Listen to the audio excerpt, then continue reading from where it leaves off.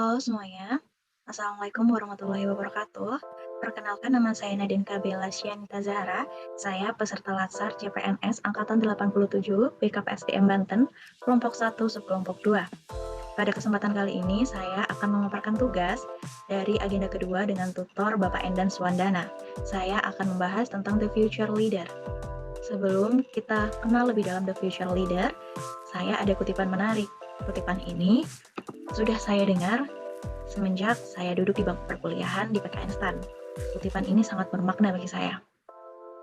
Kutipan ini berasal dari Ibu Menteri Keuangan Republik Indonesia, yakni Ibu Sri Mulyani, yang berbunyi seperti ini.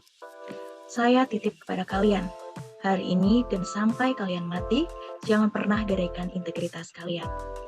Poin di sini yang saya kutip yaitu kata integritas. Jangan sampai integritas kita tergadaikan, walaupun sampai kita tua nanti ataupun mati. Apa sih hubungan kutipan ini dengan sosok The Future Leader yang akan saya bahas?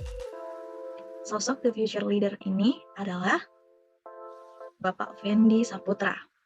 Bapak Fendi Saputra merupakan ASN di lingkungan Kementerian Keuangan, Direktorat Jenderal Bea dan Cukai. Beliau memberikan inovasi berupa integritas dan sinergitas untuk transformasi layanan pemberitahuan impor barang khusus atau PIBK. Untuk lebih jelasnya, mari kita simak video berikut ini. Bapak Fendi Saputra merupakan pemenang ASN terbaik di bidang pelayanan yang berasal dari KPUBC tipe C Soekarno-Hatta. Beliau melakukan transformasi layanan pemberitahuan impor barang khusus atau PIBK. Impor barang khusus yang dimaksud meliputi impor barang pindahan, impor sementara, dan impor untuk barang port to port. Sebelum Bapak Fendi Saputra ditunjuk sebagai koordinator PIBK, layanan PIBK ini dulunya menjadi layanan dengan tingkat fraud paling tinggi dan tingkat integritas rendah. Fraud yang terjadi ditandai dengan adanya pungli atau pungutan liar dan penyelundupan barang yang melibatkan pihak internal dan eksternal bea dan cukai. Alhasil, proses pemeriksaan dan pengawasan barang PIBK menjadi buruk. Beliau kemudian melakukan inovasi berupa transformasi layanan PIBK, sehingga bisa berubah menjadi layanan dengan tingkat profesionalisme paling tinggi, yang meliputi penegakan integritas, memperketat proses pemeriksaan barang, serta bersinergi dengan unit lain untuk mewujudkan pelayanan yang prima. Dalam kepemimpinan beliau selalu menerapkan metode lead by action, sehingga bisa dicontoh dengan baik dan benar oleh seluruh anggotanya. Setelah semua anggota sepakat dengan visi dan misi bersama, maka langkah selanjutnya yang ia lakukan adalah memperbaiki sektor administrasi.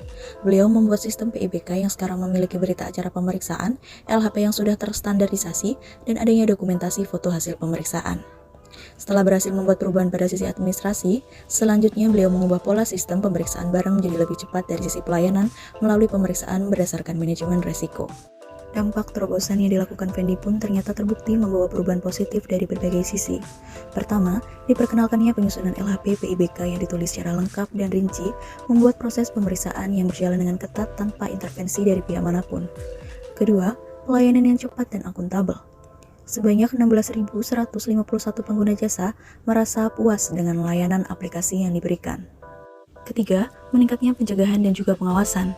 Fendi mengungkapkan bahwa mereka berhasil mengamankan lebih dari 1.000 item barang PIBK yang terindikasi lartas, larangan dan pembatasan, dan bukan barang pindahan. Keempat, sukses menaikkan penerimaan negara sekitar 400% dibandingkan tahun sebelumnya.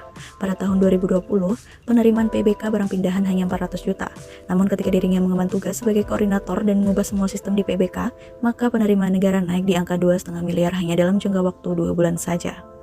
Dari kisah beliau, kita semua dapat belajar semangat berintegritas dan mampu bekerja sama dengan tim, sehingga dapat bermanfaat bagi bangsa dan juga negara. Sekian dari saya, kurang lebihnya saya mohon maaf. Wassalamualaikum warahmatullahi wabarakatuh.